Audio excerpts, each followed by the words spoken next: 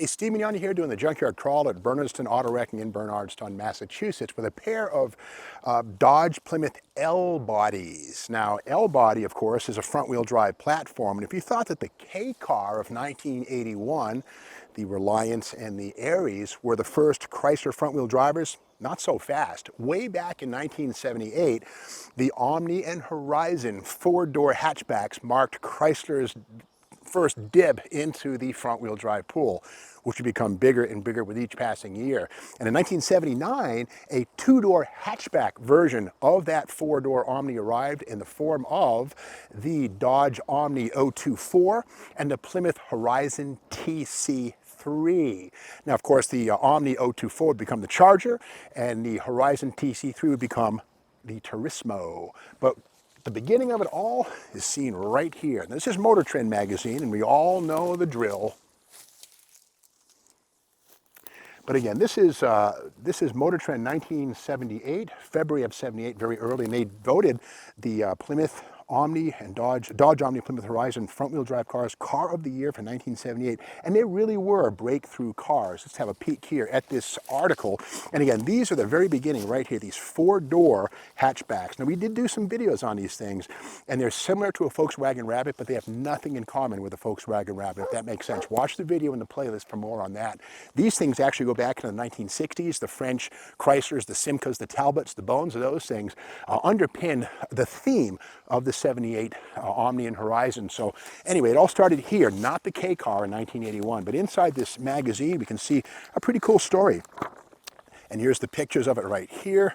And keep in mind, this is 1978. In 69, the Car of the Year was the Plymouth Roadrunner, and 68, the GTO.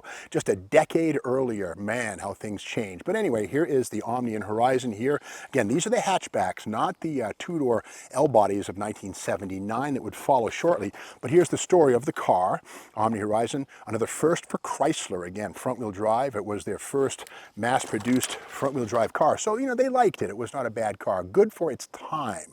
Now, again, 1979 brought us the shorter wheelbase from 99 inches to 96.5 inches, and the two-door hatchback body that we see right here. Now, the initial Dodge, again, was called 024. We can see right there. It wasn't called Charger until 1982, and there it is. Same car, but again, the Charger could be had as the regular Charger or the Charger 2.2 starting in 1983 as an 83.5 model. The Shelby Charger even arrived on the scene. But here's the crazy thing. Here's the whole lineup right here for Dodge, and check it out. Most of these cars were front-wheel drive. The only rear-wheel drives was the Murata and the Diplomat. That's it. So from 78 through 1982, a radical transformation. Chrysler went almost all front-wheel drive, and frankly, it saved the company. You know, Lee Iacocca got the government bailout. Chrysler was on the rocks in the late 70s. They had the wrong car at the wrong time.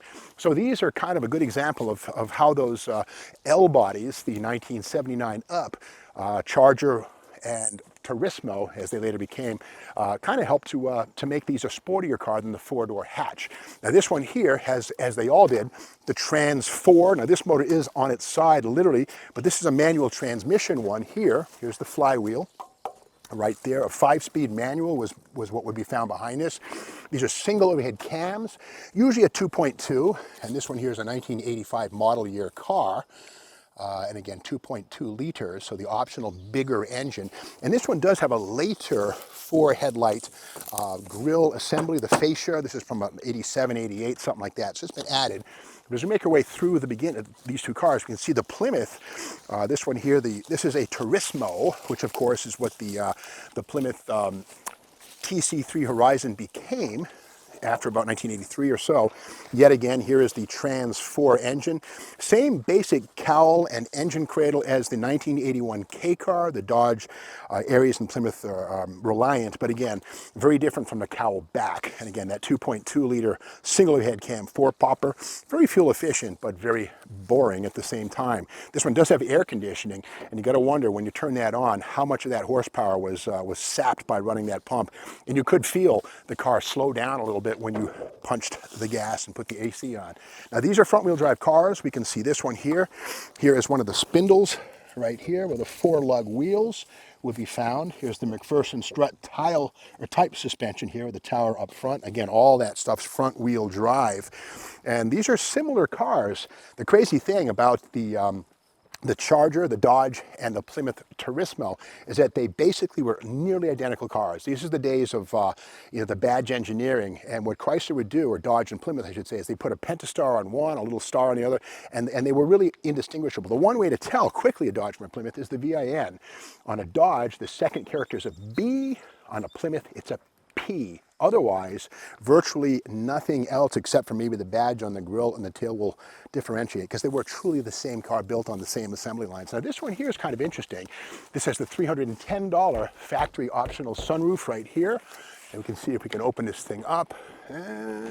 Yeah, has a little crank screw thing. You can turn on that and it comes up slowly like so. Kind of cool. Nice little deal right there.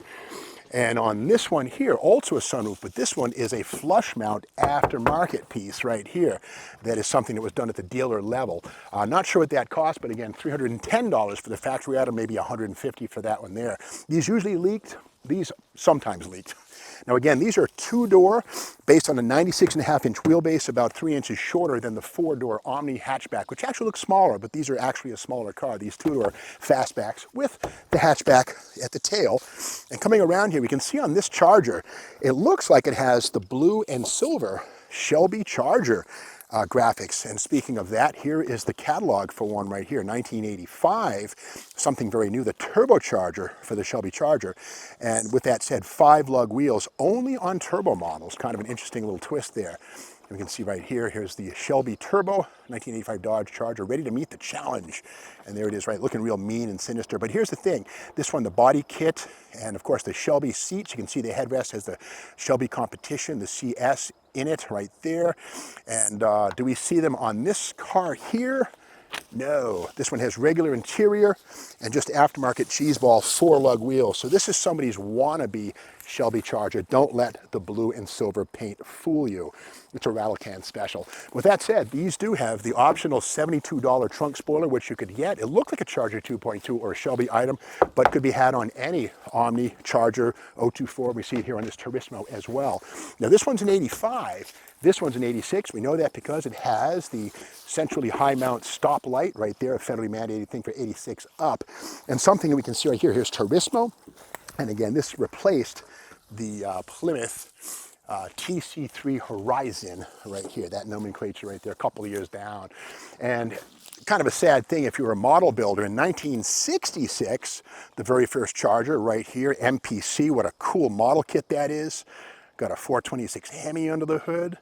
You know, what a great little model. Maybe you built one of these rear-wheel drive, gotta love it, the Hemi headers, all that good stuff. 20 years later, well, here we are with the 1986 MPC Charger, front-wheel drive. In fact, I started to build this thing. I really did when I was in college back in 1985, 86. And I got this far with it, and this has sit in this box for the last, I don't know, 40 years, whatever it is. I'm not a math major. I was an English major at Clark. But with that said, look how different. 20 years, Dodge Charger. But MPC still in there punching, making model car kits. We have it here. Now, if you think that the Charger, the use of the Charger name on a front-wheel drive is a blasphemous, well, it wasn't as bad as this.